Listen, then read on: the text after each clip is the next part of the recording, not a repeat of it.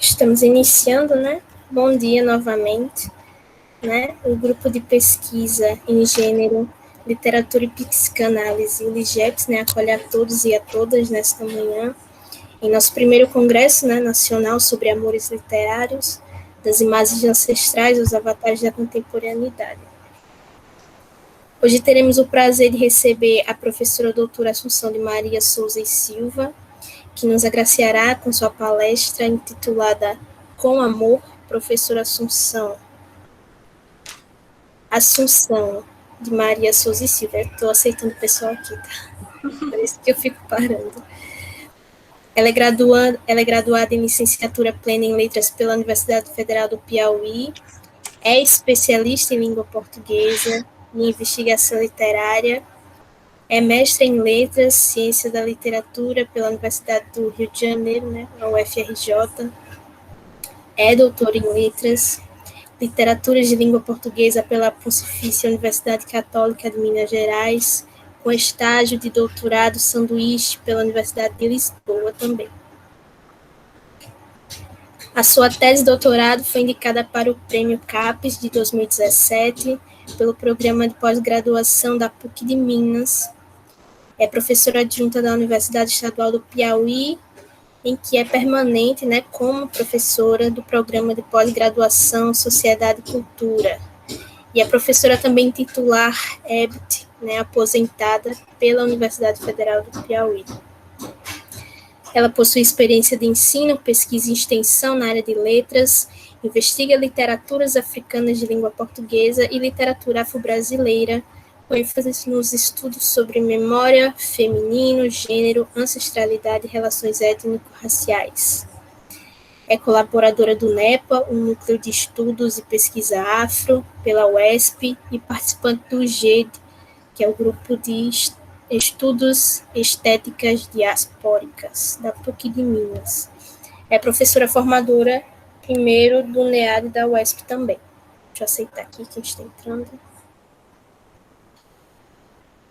E aí, com imensurável prazer, né, que o LIGEPS, o evento, nós duas aqui recebemos a todos, né, para esse momento de troca e construção teórica. Tenho alguns avisos para fazer para vocês, né? As perguntas, elas devem ser feitas e serão respondidas ao término da fala do nosso convidado, tá bom, pessoal? A lista de frequência, ela também será enviada ao chat, ao final aí da administração. E eu peço a todos e a todas que permaneçam com seus microfones desligados durante a exposição da professora, para evitarmos microfonia ou interferência, tá? Estou muito agradecida, né, a todas e a todos, o espaço é todo seu, viu, professor? Estou aqui à sua disposição. Obrigada, Brenda. Bom dia a todos, a todas e a todes. Quero, em primeiro lugar, agradecer ao professor Hermano, que, por intermédio de Franz, né, entrou em contato e me convidou para este momento, que eu vejo como de grande importância, e, sobretudo, por ser o primeiro Congresso Nacional sobre Amores Literários, na Universidade Federal da Paraíba, né? E quero também agradecer aos que estão nos ouvindo, aos que estão aqui na sala virtual, e espero que este momento seja de uma troca, né, amorosa, sobre essas questões que estão, elas não só, elas ora nos preenchem, né, a questão amorosa é que nos nutre, né, no dia a dia, na nossa própria vivência, mas são questões que nos abatem, não são sentimentos que nos abalam. Os sentimentos afetivos, eles têm essa potencialidade, e poderia ser sempre assim, para contribuir para o nosso crescimento pessoal, espiritual, o crescimento num contexto também político, social, mas normalmente ele vem carregado de outras formas de percepção, né, da realidade e agravada pelos contratempos e os conflitos que nos abatem também, e que em determinado momento não se sabe. E se pergunta, isso é amor? O que é amor? Não é?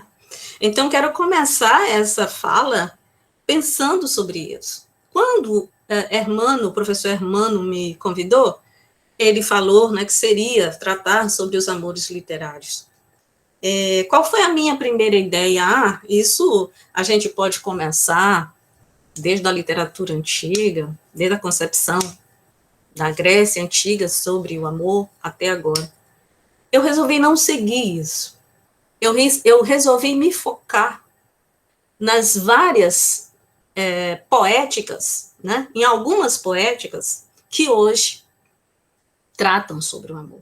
Ou que, melhor dizendo, a partir lá no final do século XX, início do século XXI, vem os autores e autoras contemporâneos, vem trazendo para nós as várias temáticas sobre a vida, as várias concepções de mundo.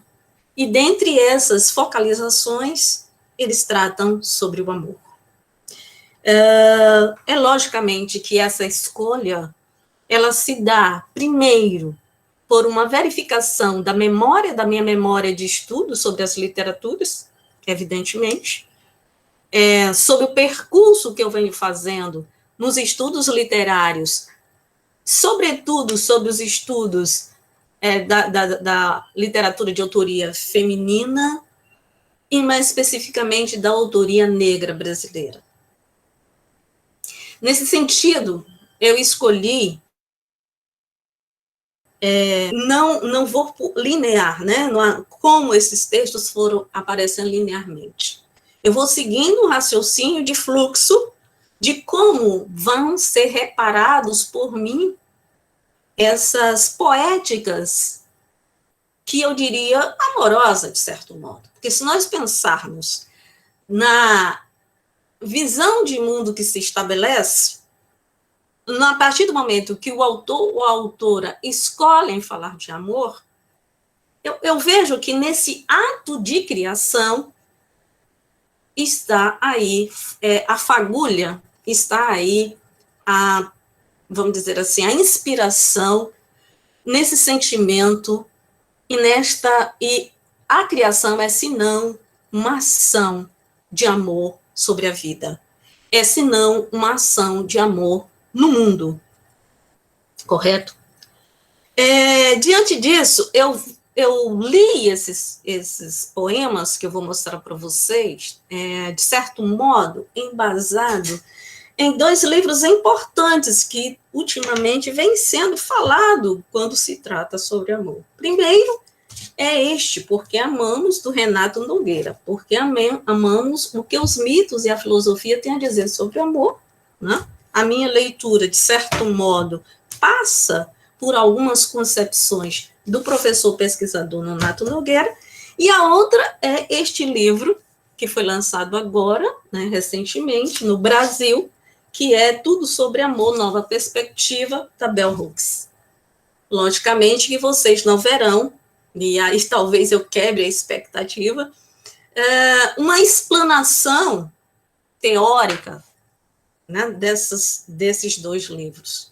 O que eu quero dizer é que as minhas leituras rápidas, breves, que eu vou fazer aqui, de cada poema que eu escolhi, de certo modo tem a ver, tem como base o que ficou, o que reverberou em mim, quanto o que eles dizem sobre amor. Então, o texto que eu fiz, ele também, nesse sentido, ele está fora da curva de si, no emaranhado argumentativo, discursivo, teórico, não é? Que normalmente nós, dentro da academia, vamos fazendo, né? Ou então vamos auxiliando nas orientações que nós temos com os nossos colegas estudantes.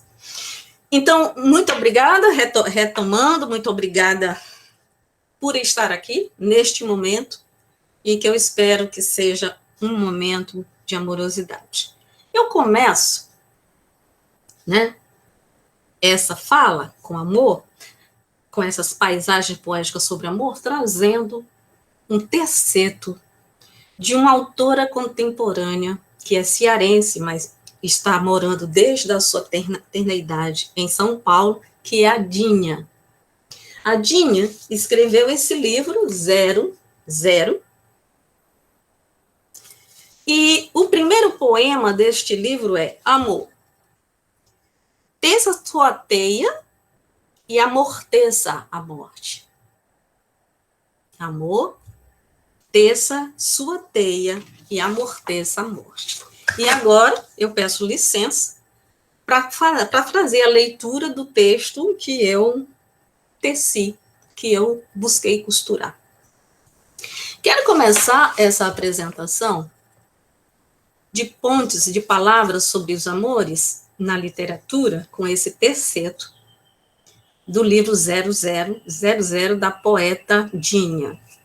O breve poema nos mobiliza pela carga dramática que ele impõe, especialmente por aproximar essas duas forças inerentes ao humano, mas que são ou deveriam estar, e que sempre estão em esferas opostas.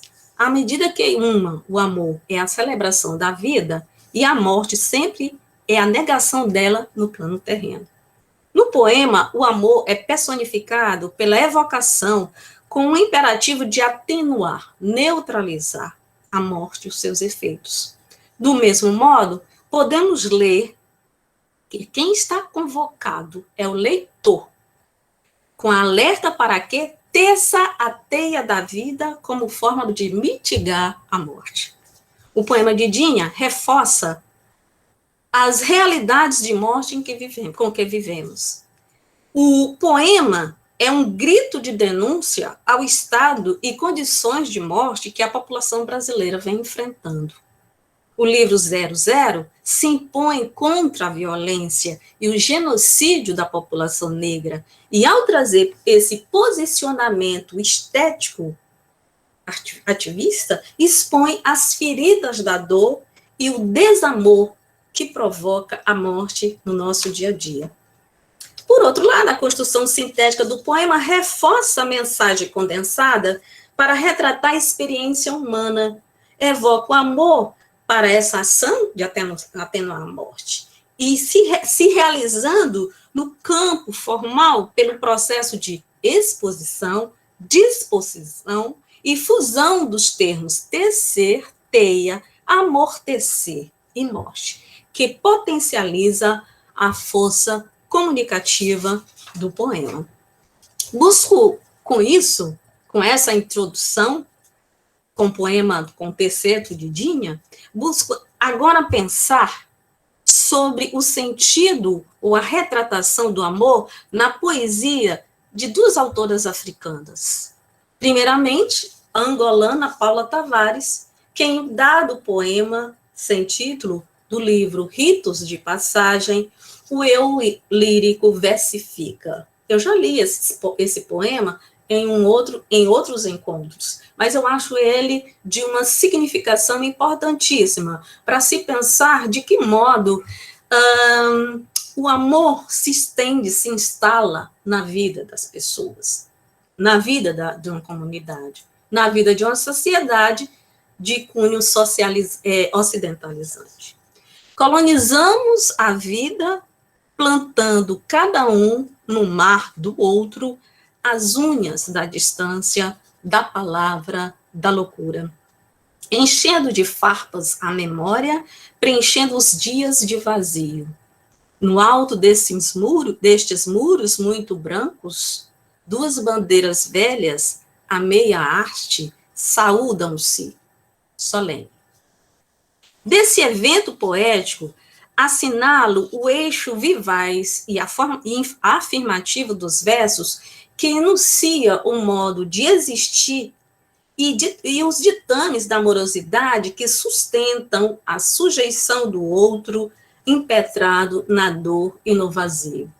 O elo entre o nós, aquele que fala, está transpassado pelas farpas aspas da memória e dos aspas dias de vazio. Se focalizarmos o eixo de sentido da segunda estrofe, temos a imagem de duas bandeiras velhas a meia haste, com a qual podemos ventilar o teor fúnebre, o luto projetado das relações fadadas pelas rasuras do amor. Assim, a leitura do poema busca tangenciar a repercussão de um paradigma construído do processo de colonização no contexto angolano, mas que condiz com quaisquer contextos coloniais, que se prolonga nas relações sobre o domínio e o controle dos afetos. Tavares dedilha o teor dos afetos, marcado pelo distanciamento e pela loucura, à medida que tais relações se subnutrem de falhas na amorosidade, da falta de compromisso, do não conhecimento, ou do não reconhecimento, o autorreconhecimento, da falta de confiança na entrega, da falta de respeito mútuo.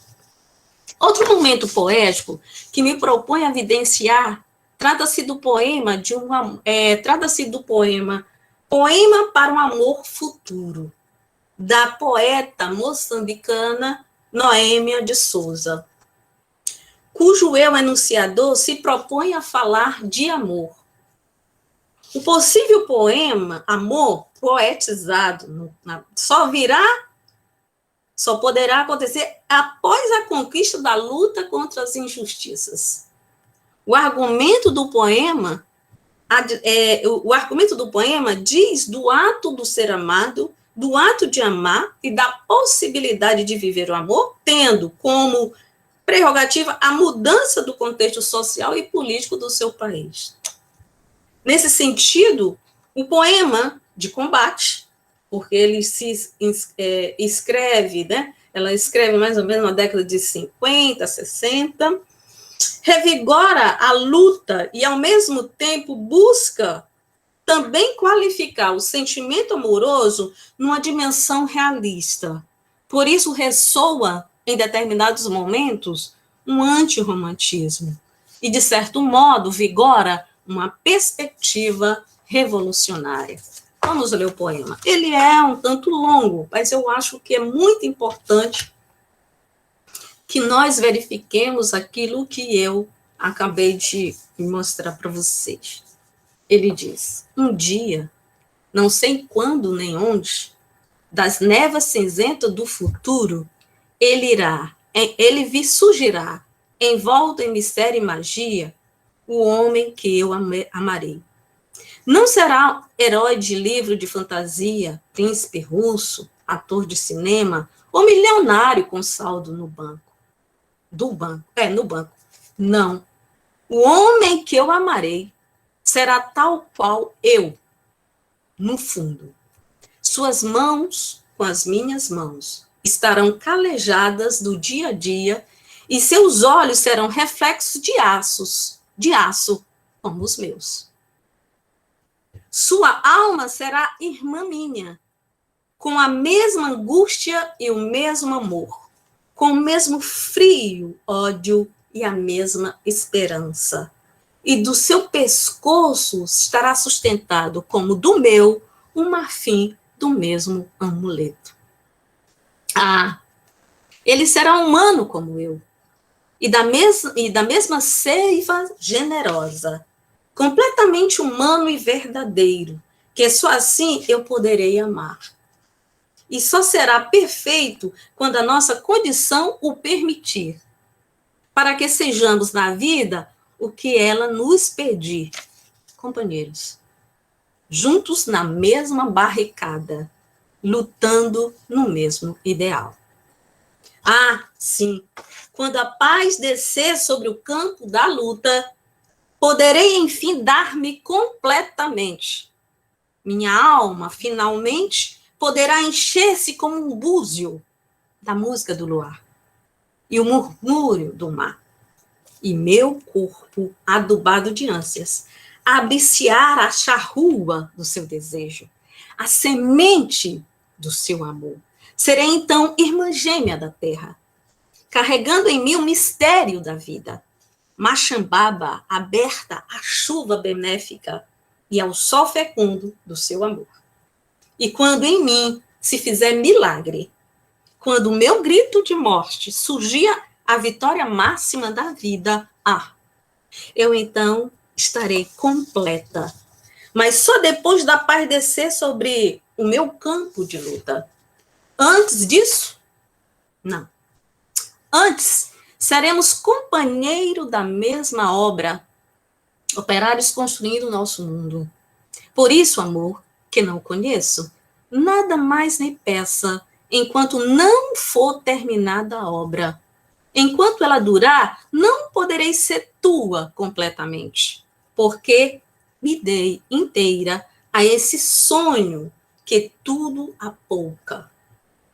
Para ti, irão apenas breves momentos de tréguas, o calor que me sobrar da fogueira de todos, mas quando da noite desumana surgir a manhã que construímos lado a lado, quando nossa mãe África nos estender seus pulsos libertos, quando a calma descer sobre cada um que edificamos, então seguiremos na luz clara do sol maravilhoso. Nosso destino natural de homem e mulher e dos gritos de morte, nossos filhos poderão nascer então no mundo de justiça. Para meu amor futuro, que me completará para este amor distante, escrevi este poema.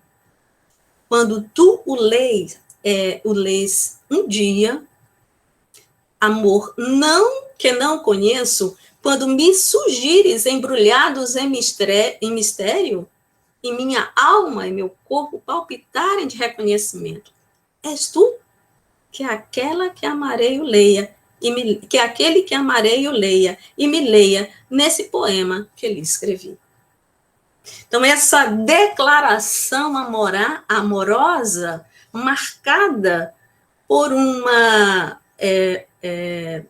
elo de luta comunitária, que é a seiva nutridora da própria poesia e a seiva nutridora do ato de amar e a seiva nutridora da possibilidade da mudança no mundo.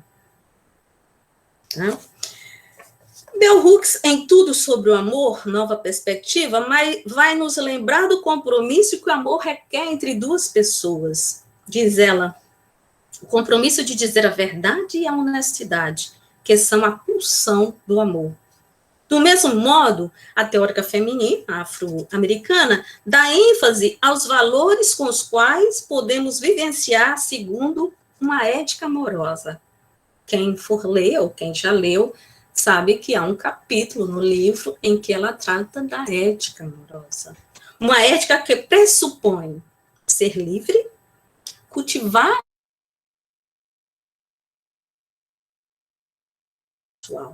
no entanto, ela não nos deixa esquecer o papel que a sociedade despende e contribui para o medo de amar. Segundo ela, aspas, existe uma distância entre os valores que dizem defender e sua disposição de fazer o trabalho necessário para conectar pensamento e ação, teoria e prática, para concretizar esses valores e assim criar uma sociedade mais justa. O poema de Noêmia de Souza abraça ou dissemina uma ideia de amor em que pensamento, ação e compromisso andam juntos.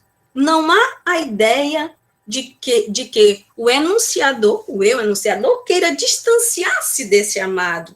Ele reivindica estar junto, que este que será o seu amor esteja junto na luta, né? Para construir a luta em comum, construir o mundo junto, para depois, no futuro, quando alcançadas as conquistas dos direitos, esse amor na relação binária seja efetivamente vivido. Isso não quer dizer que vamos lutar primeiro e depois a gente se encontra para a própria caminhada da luta. É como se fosse construindo essa relação amorosa, e ao construir-se nela, né, depois, no futuro, os frutos viriam. Ele remete primeiro para o zelo em comum unidade de luta. Se assemelha à concepção umbudo, por exemplo. Eu sou porque nós somos.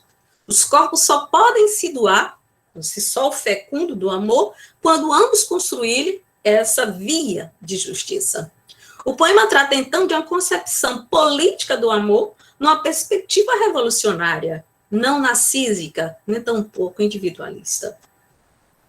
Principalmente quando diz, mas depois da paz descer sobre o meu campo de luta, antes disso não.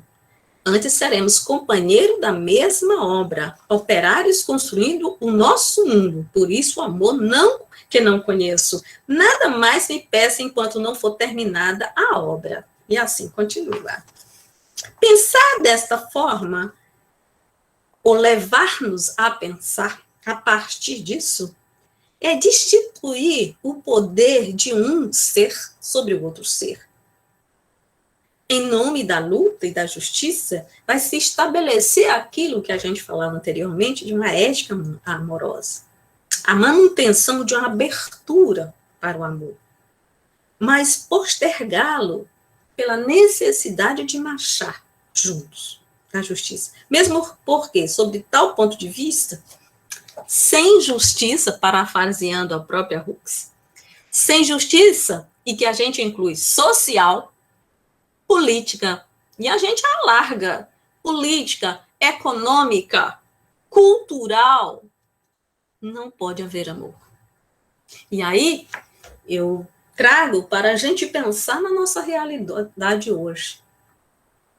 Escassez de justiça, fome, falta de amparo, né? É preciso, é como se fosse uma mantra, né? Sem justiça não pode haver amor. Sem justiça não dá para que se concretize, né, o bem comum das pessoas. Portanto, clamar pelo amor hoje é de primeira ordem. Por que amamos? O que os mitos e a filosofia têm a dizer sobre o amor, do professor e pesquisador Renato Nogueira, ele expõe uma cartografia filosófica dos mitos ocidentais, africanos e indígenas sobre o amor. O autor alinhava quadros míticos às cenas literárias, acentuando as significações e faces do amor em diferentes construções históricos, sociais e culturais.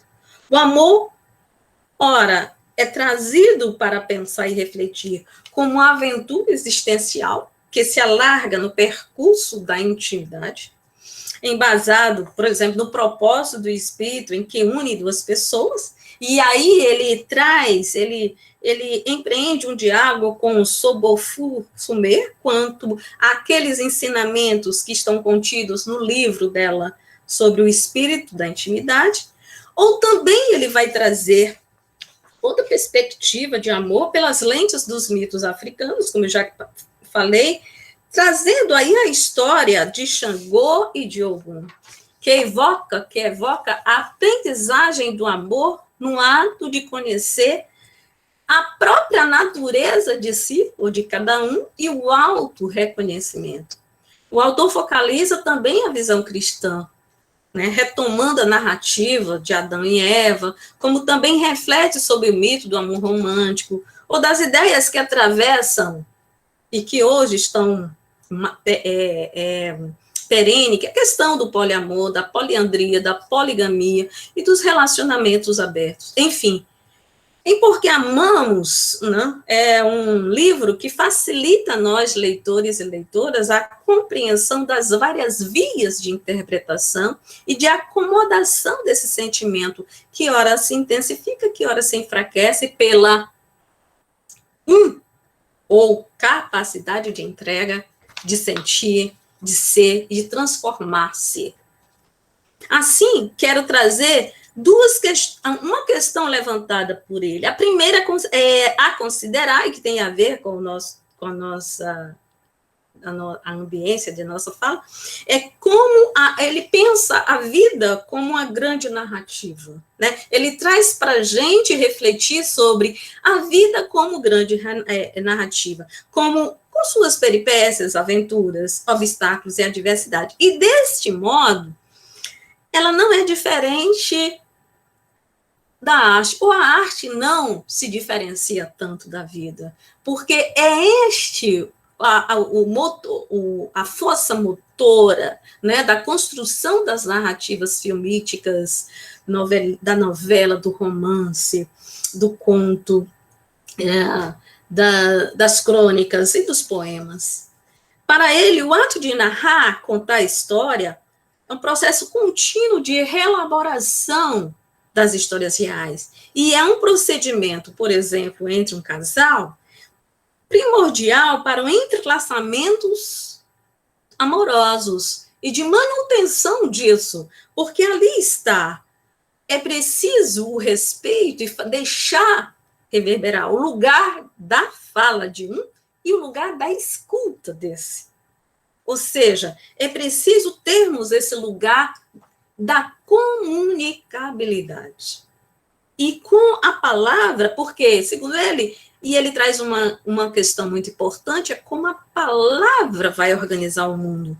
Pela arte de contar, e esse ato pode recuperar ou efetuar um saber de coprodução que poderá, né, ser o fio condutor de uma relação amorosa.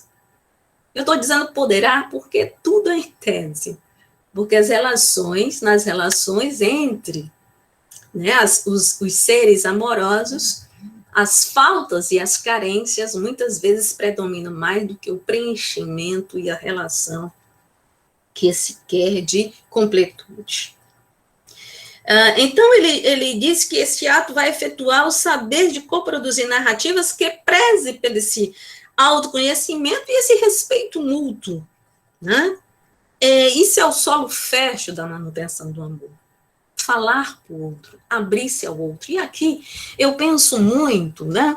Por isso que eu faço uma relação, e mesmo porque ele já nos leva, né, o professor, a gente pensar como sobre o curso Sommer traz isso. Acho muito importante, para quem ainda não leu o livro dela, que a gente repare que no momento em que ela vai dizendo, né, o percurso, ou a concepção, ou o modo de ser dos Dagaras, ela vai trazer para a gente, não é? A importância dos rituais, a manutenção dos rituais para a nutrição da amorosidade. Né?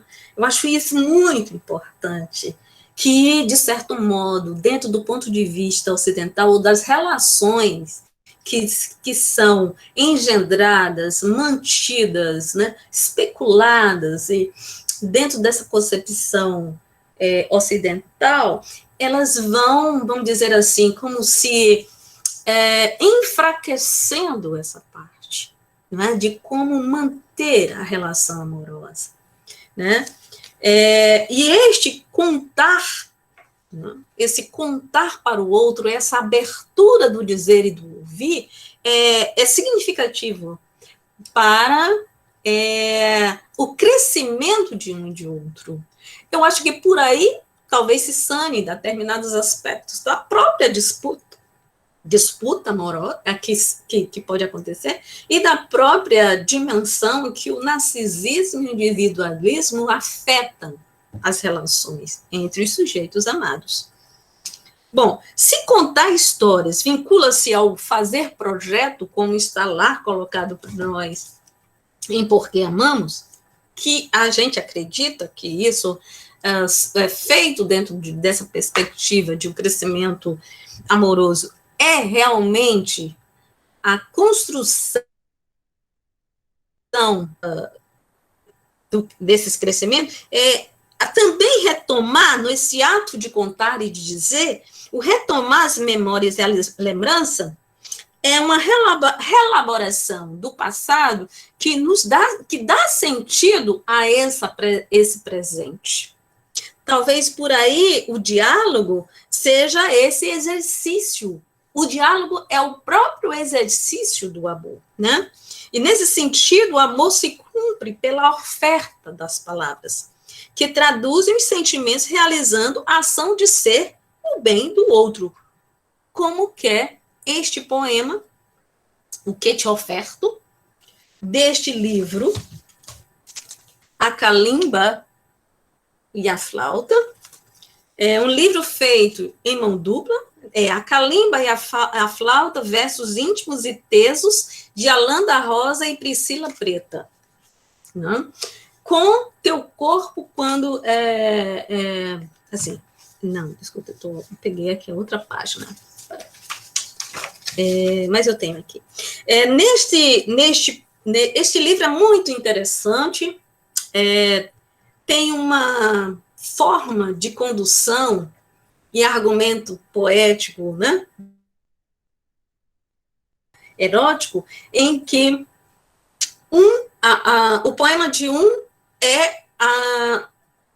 se faz responsivo ao poema do outro. Né? Então, essa criação de mão dupla reverbera aí nesse sentido desse diálogo que eu estava falando, nessa elaboração, nesse projeto que se faz e que nos dá o fruto do livro, né? Como fruto, o livro. O poema eu poderia até colocar, mas eu resolvi, porque quem quiser depois, eu acho que pode conseguir o livro com o próprio Alain da Rosa, vem um CD, né? E nesse CD você tem eles recitando alguns poemas, né? E também é um diálogo musical.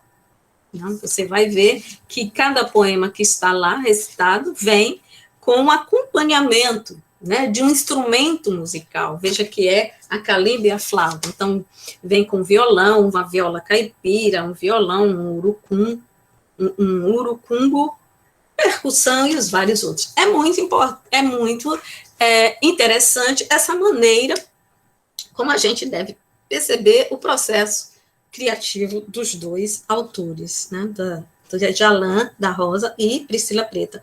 Veja o que o poema diz.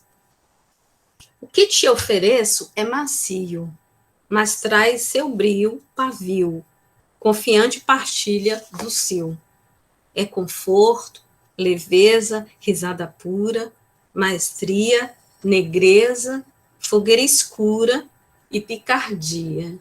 Peraltice, gostosura e amizade, polpa fina, elegância. É tom que arde, que azucrina e faz lembrança. É o galope, o terremoto e o que se mansa. Pro que te chama em sincronia com tua fome, é de mulher, de liberdade com seu homem. É fortaleza, rasga mordaça que nos consume. Não é perpétuo, tampouco farsa, nem leviano. É milenar, é palpitante, é soberano. Menor que um grão, maior que o amor. Marcas de dente, casas de quemia, engargalhada, comovente senso e folia, toada, é nostalgia, a dor que ria, enamorada.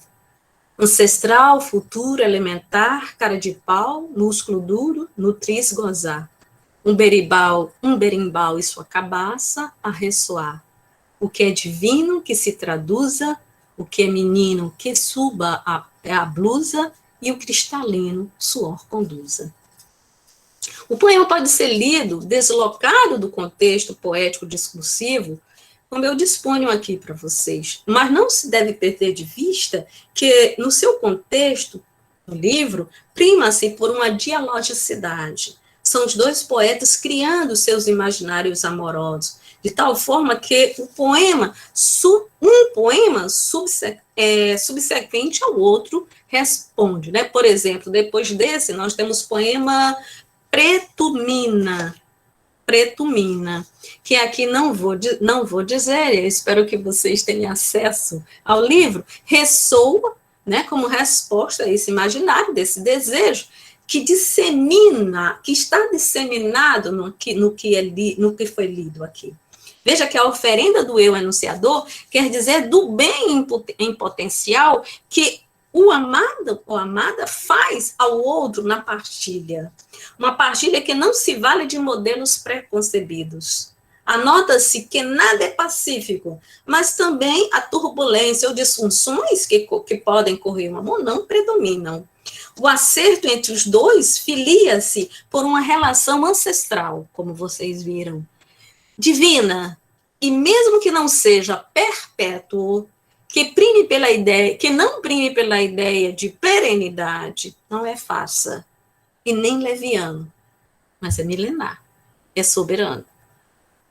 Ou seja, o que os une, o que os faz oferendados um para o outro, para viver o amor, está nutrido no presente pela dimensão espiritual, sem descartar a primazia do prazer na união sexual dos corpos. Espírito e corpos físicos não se distendem. Talvez, ou pode se distender de outra forma, sobre outro enfoque semântico. Talvez por essa dimensão espiritual que o poema alude, possamos relacionar ao que Sobofur Sombé reitera quanto aos relacionamentos íntimos no contexto espiritual. Ela diz que no contexto dos Dagaras, em um relacionamento existe uma tendência natural de que os espíritos de ambas as pessoas se unirem. Quando dois espíritos conseguem, de fato, comungar profundamente, sem interferência da mente, as pessoas formam uma ligação muito forte, sincera e amorosa.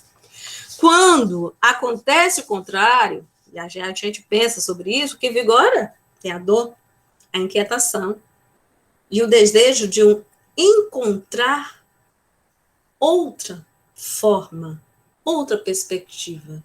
E o encontro, o desejo de um encontro com outro não revigora, dessa forma de desapontamento, não revigora a alma. Daí decorre a essa ânsia, talvez, e a incessante busca da chegada do amor e suas projeções. Sob tal enfoque, pensar a chegada, ou querer, ou desejar à vontade, passo a ler pequenos trechos de um poema de Elisa Lucinda, que fala da chegada do amor. Sempre quis um amor que falasse, que soubesse o que sentisse. Sempre quis um amor que elaborasse, que quando dormisse, ressoasse confiança no sopro do sono e trouxesse beijo no clarão do amanhecer.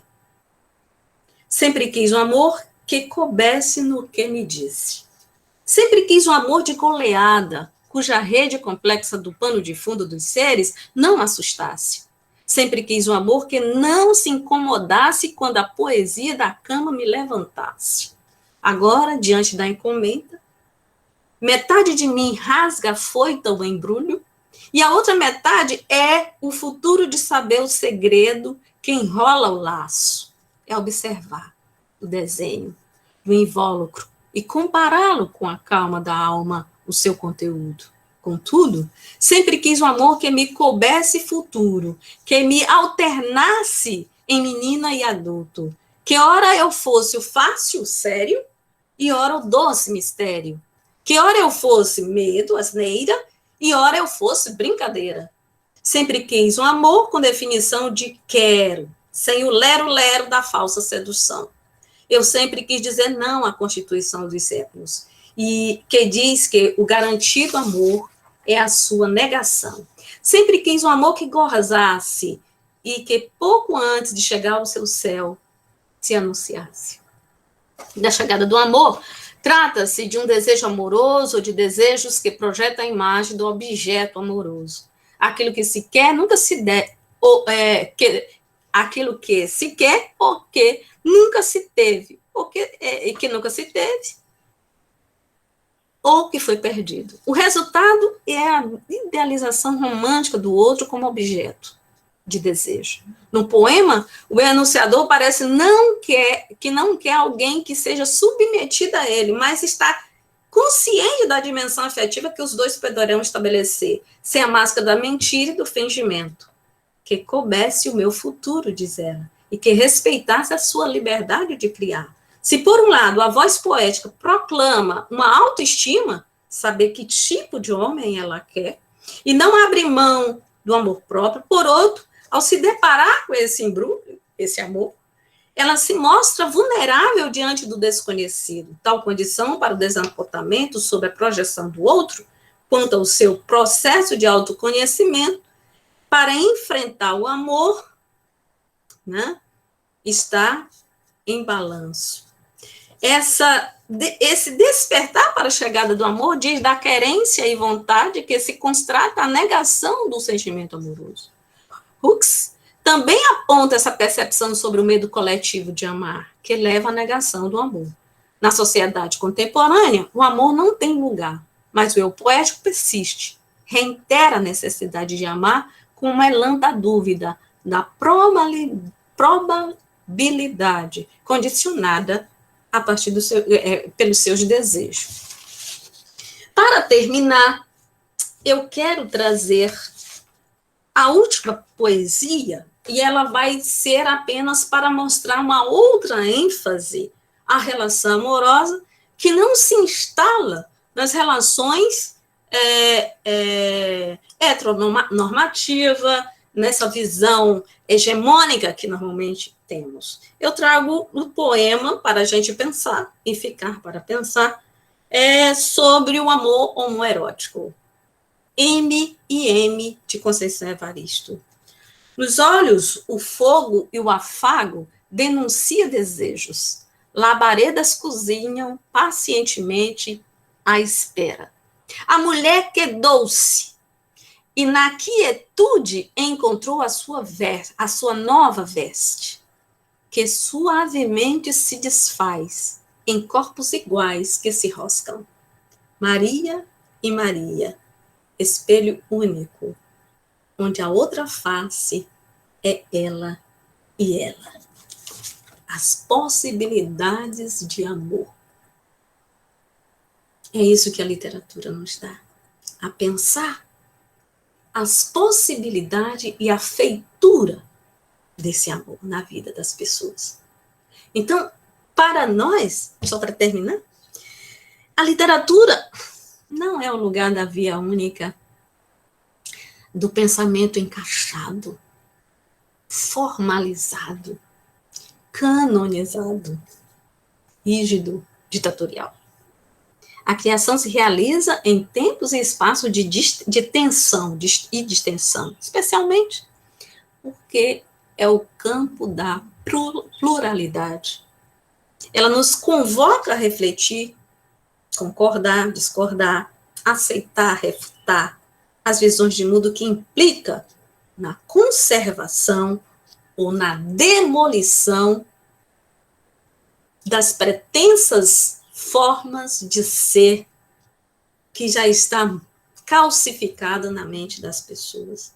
Amor e desamor na literatura se imbricam não porque representam as facetas da vida, não somente por isso, mas porque é a própria expressão da vida na arte.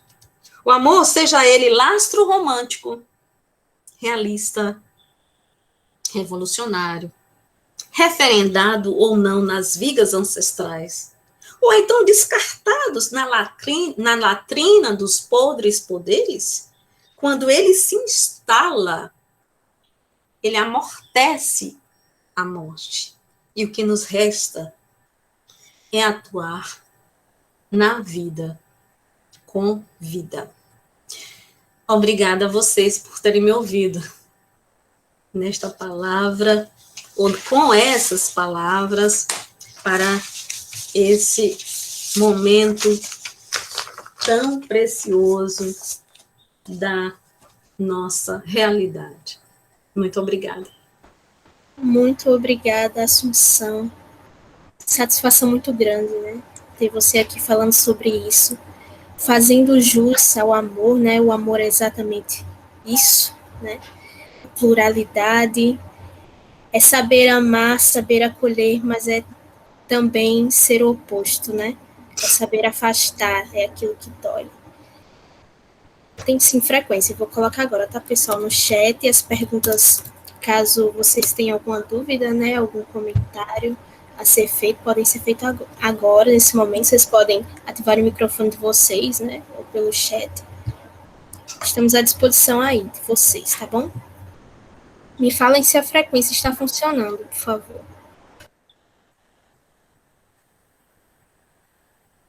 Bom dia, vocês me escutam? Sim. Sim, que ela. satisfação, professora Assunção, que grande satisfação. Primeiramente, eu gostaria de agradecer pelo repertório literário que foi acionado, tão bem lido e tão sensivelmente analisado e discutido. Mas eu gostaria de fazer uma pergunta referente ao proposto por Bell Hooks, a provocação dela em relação à impossibilidade de existir o amor diante da injustiça. Em uma outra passagem da obra mencionada, ela diz que é preciso imaginar para tornar possível, né? E aí, juntando essas duas percepções, eu vos indago se amamos, se é possível amarmos diante das injustiças da nossa realidade, ou se o nosso exercício ainda é esse de imaginar para tornar possível, para abrir o caminho, né? Assim, por via do literário e até das nossas próprias relações. Porque é tão profunda essa provocação dela, e pensando também na ideia do amor como algo que é comunitário, que não se restringe a um relacionamento a dois, a gente precisa estar conectado com o corpo social. Eu realmente fiquei aqui com essa angústia existencial, sabe? Eu estou sorrindo de nervoso, mas aí, então, eu gostaria de ouvi-la a respeito disso. Muito obrigada por sua fala, muito obrigada. Eu agradeço, Ela. Agradeço você estar aqui, eu conheço o seu trabalho, conheço a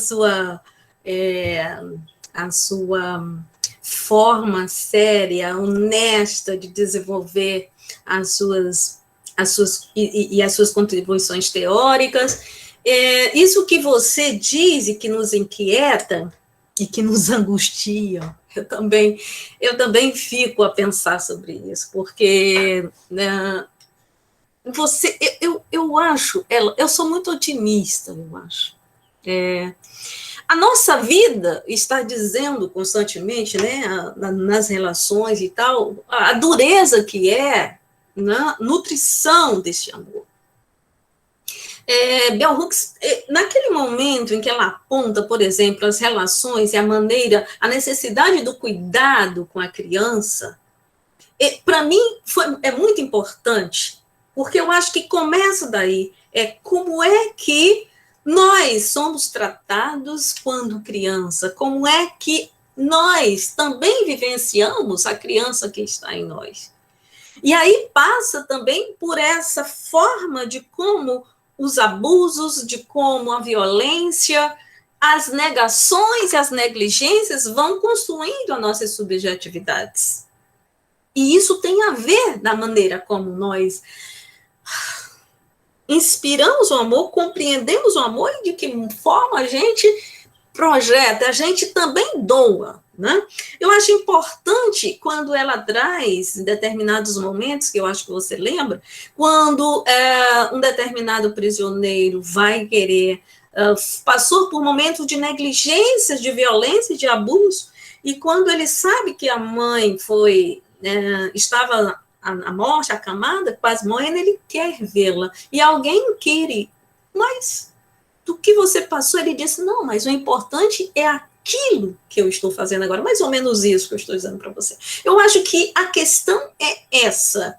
Como é que somos bombardeados pelo ódio, pela carência, pelas negligências, e que por isso, em determinado momento também, não vamos nos refazendo as nossas subjetividades, e por isso, muitas vezes, vem o medo de amar, o medo de exercer esse amor. Tá certo? Eu não sei se eu estou respondendo a você a contento, mas eu também acho que a questão amorosa, ela não se circunscreve ou se limitam ao que a arte expressa ou representa, porque ela é a nossa própria vida. Veja, eu acho que esse ato de ser, na relação que nós temos todos os dias com a natureza, com o sol, com a lua, com as nossas, o que está ao nosso redor, já nos ensina ou nos permite aprender esse processo de amorosidade que a gente tem que tirar de nós mesmos, tá certo? Agora, isso está sempre se instalando nessa, vamos dizer assim, nesse abalo sísmico que está dentro de nós mesmos, sim, não é ela, sim, nas nossas relações, eu penso. E penso que a literatura, por exemplo, aquilo que sempre nos remete a pensar sobre o amor, ela vem para nos fazer essa reflexão, mas, ao mesmo tempo, eu penso a literatura como ação, né? Eu estou pensando a literatura não só como esse objeto artístico que se tem e que, por isso, a gente pode purgar as nossas dores, os nossos sentimentos, mas eu também quero pensar como por exemplo, uma via de doação, uma via em que ali responde uma comunicabilidade amorosa, e não só se tratando sobre amor, sabe? Mas se tratando como nessa exposição do poeta ou da poeta, do ficcionista ou da ficcionista sobre o mundo. E isso está dentro de uma perspectiva amorosa, né? Tudo que eu vejo que se assenta sobre as nossas realidades, ou dentro das nossas realidades, ou a partir de nossas realidades, que nos faz impulsionar para esse crescimento espiritual, desse crescimento pessoal, eu acho que aí está um pouco do que é desse sentimento, dessa verbalização que a gente pensa, que a gente tem sobre o amor. Eu não sei se respondi ela, mas é por aí, sabe?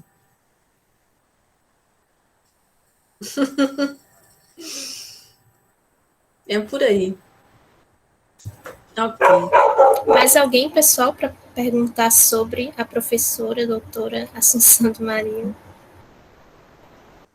Fiquem à vontade, viu, para ativar os seus microfones. E perdão pelo meu cachorro que está latindo. Não, mas aí o fato, Brenda, do cachorro também é uma latência da vida, ou seja, ele está entre nós.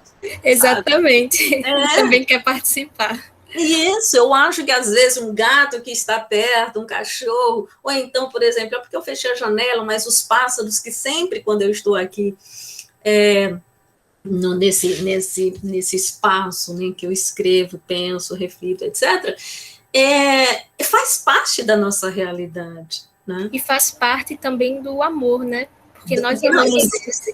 Eu amo os animais, nossa, amo demais, são a minha vida. Dentro dessas complexidades, amor, que o amor se instala, né?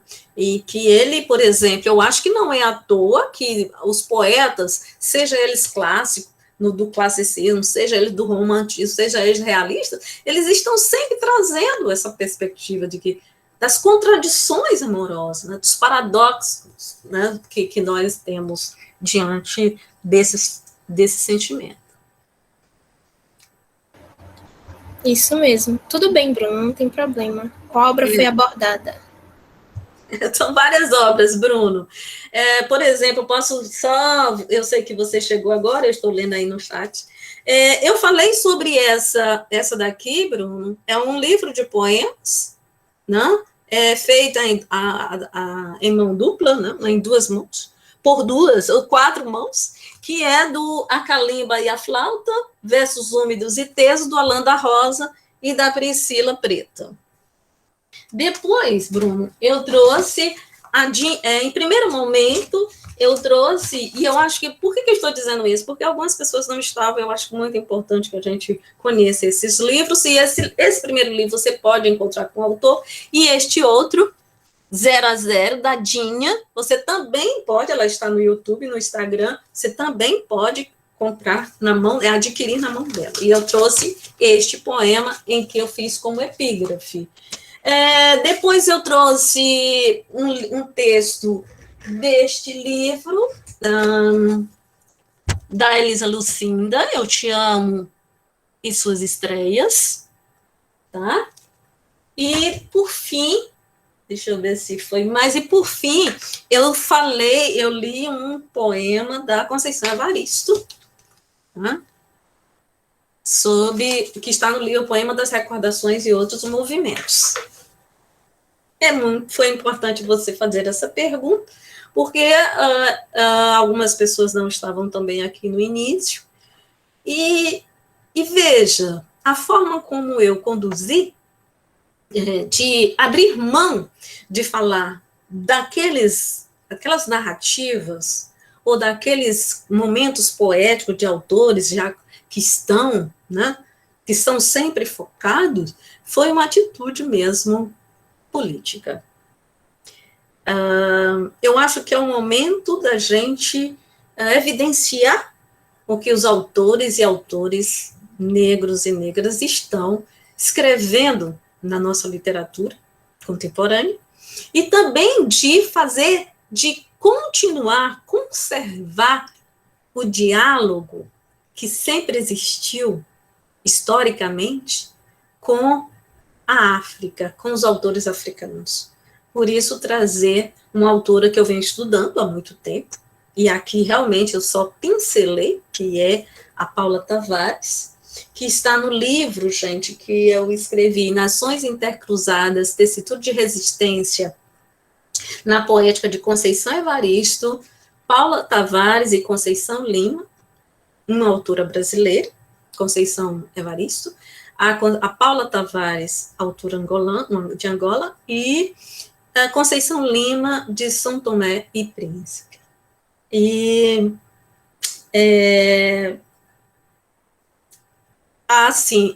a outra autora, né, Noêmia de Souza, desde os anos 90, eu venho, né, trabalhando em sala de aula com Noêmia de Souza, porque eu acho que é uma das autoras mais importantes, uma delas, da literatura moçambicana.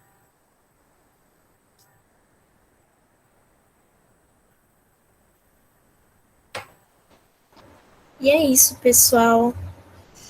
Vemos aí nomes de peso, né? Da literatura. Gente, Pode falar, desculpa, Gisana. Brenda.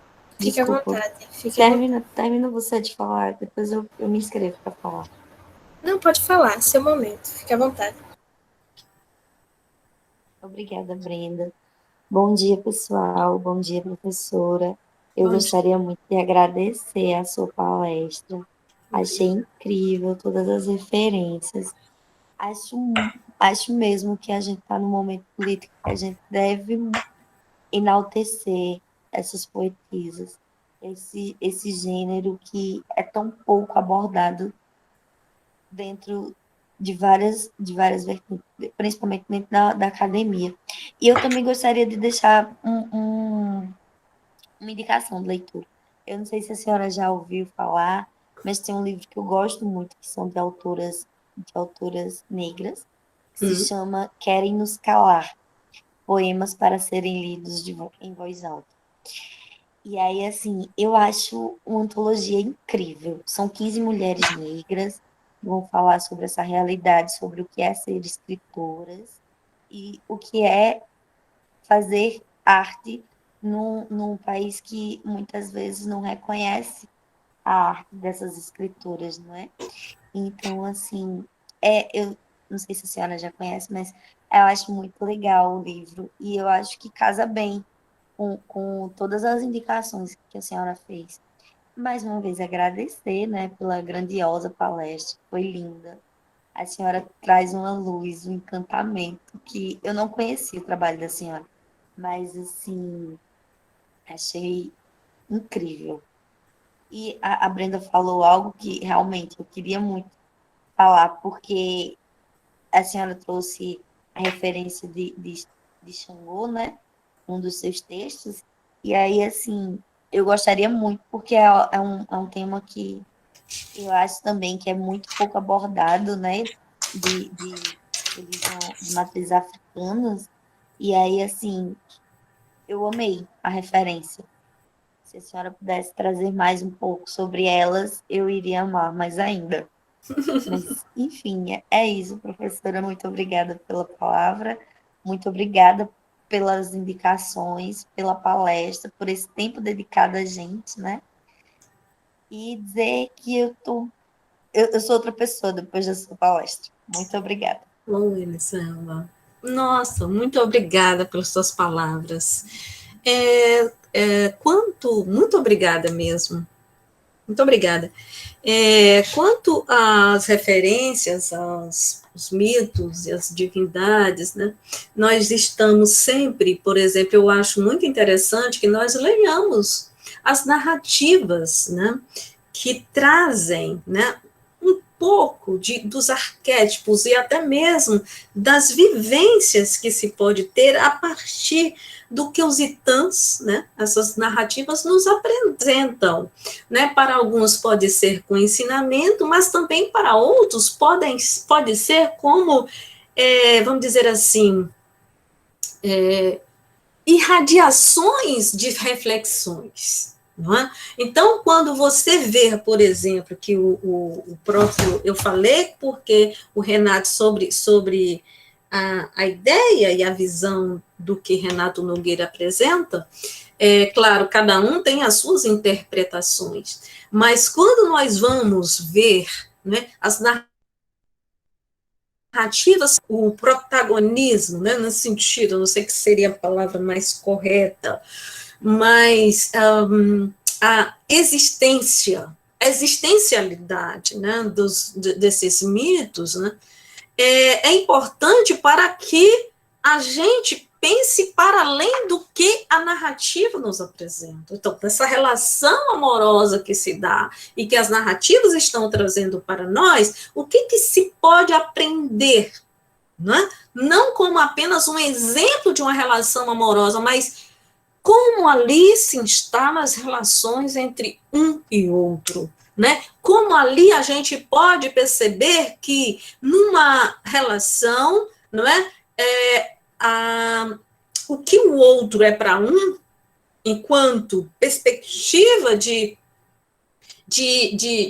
construção da subjetividade, ao outro amado que vai ser amado, ou que vai também, em momento posterior, dar lugar àquela dimensão amorosa, ele também vai contribuir para o crescimento do ser amoroso, ou do que está permitindo se amar em momentos diferentes, por seres diferentes. Então, é preciso a gente alargar essa forma de interpretação dos mitos ou das narrativas, não é? Que cabe, não é, a cada uma dessas visões fundantes, né, das míticas, mas aqui no sentido não apenas no sentido mítico de corriqueiro, né, mas mítico no sentido de uma narrativa fundante de uma concepção ou de uma visão de mundo filosófica, de uma visão filosófica de uma determinada compreensão de mundo, melhor dizendo. Fique à vontade, ela, para falar, viu? Ai, obrigada, gente. É porque realmente aproveitar o diálogo com a professora é uma oportunidade incrível.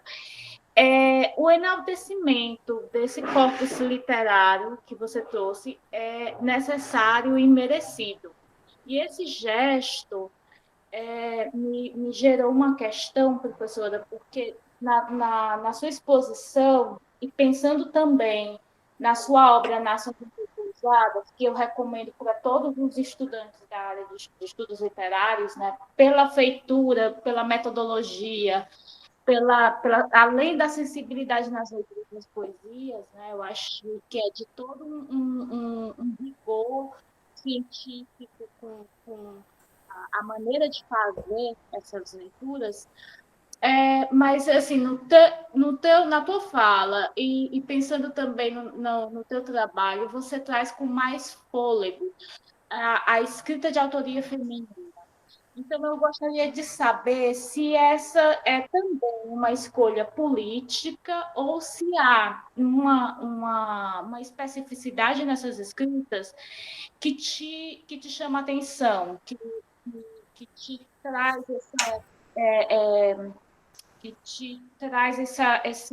esse movimento de buscá-las, né? Que te instiga.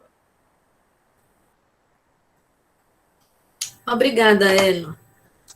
Eu acho que tem uma opção de pertença. É a opção pela pertença. E eu quero falar essa ideia de pertença mesmo sobre o que está contido lá em alguns momentos poéticos e na própria forma como está semeada na obra de Conceição Evaristo. Esse pertença tem a ver com querer-se igual, fazer valer uma igualdade de princípios, de forma de ver o mundo, de acatar ou de reconhecer, né, que o que as autoras falam, especialmente as autoras negras, brasileiras, africanas, ou da América, dos outros países da América do Sul, tem a ver com cada uma de nós. Não necessariamente com uma semelhança, vamos dizer, algo materializado, mas tem a ver com essa forma de como a gente concebe as realidades, de como a gente vê o mundo e de como a gente quer a modificação, a transformação dele, levando em conta a presença do feminino no mundo. Não quero aqui chegar a essa coisa de fazer ou empunhar a bandeira, como em outros momentos, eu até tomo isso para mim, né, da bandeira da questão do feminino, como sempre coloquei para mim na minha vida, né, como mulher, mas é que eu vejo a alternativa é pensar o mundo, ler o mundo, perspectivar, né, as relações a partir da visão feminina, né? Porque aí há a necessidade de combater as desigualdades, de combate à misoginia, de combate à discriminação, o preconceito, né? O racismo. Ou seja, é a partir dessa posição que eu vejo nas mulheres, que eu percebo nos textos de autoria feminina, que eu também busco nutrir a minha escrita, pensar e fazer a reflexão dos textos teóricos, e, ao mesmo tempo, buscar visibilizar. Eu estou dizendo visibilizar porque eu acho que isso aí é o mais ínfimo, porque elas mesmas estão trazendo para nós isso. Então, o que a gente faz como professora, como pessoas que falam dessas autoras, essas autoras negras e não negras, vamos dizer assim, e até um bem para nós mesmos, porque elas estão aí colocando para nós a perspectiva de como a gente pode pensar o mundo, não é? Não no sentido de trazer, vamos dizer, fórmulas, porque isso não existe, mas no sentido de, vamos dizer assim, abalar as estruturas, no sentido de a gente buscar ver de outros modos as realidades, da gente friccionar, demolir a perspectiva masculinizada, eurocentrada, não é? Machista, que revigora dentro dessa visão capitalista mesmo, dessa dimensão político-social neoliberal. Então, veja que a coisa não é só, não se limita a uma determinada esfera, há uma interligação de visões e de olhares pelas quais a gente pode estar sempre, não é? Passando, perpassando, problematizando, né? Para a partir daí da nossa contribuição. Se é que eu também me questiono, até que ponto, né? O que eu vejo aqui, o que nós podemos fazer, mas eu não dá para a gente pensar vamos dizer assim, não é questão de valor do que se diz, mas é uma questão de como também a gente participar de uma visão, né, que faça com que a nossa forma de dizer diferente, que combate as desigualdades e as injustiças, estejam em foco. Também, novamente, ela, espero que tenha respondido.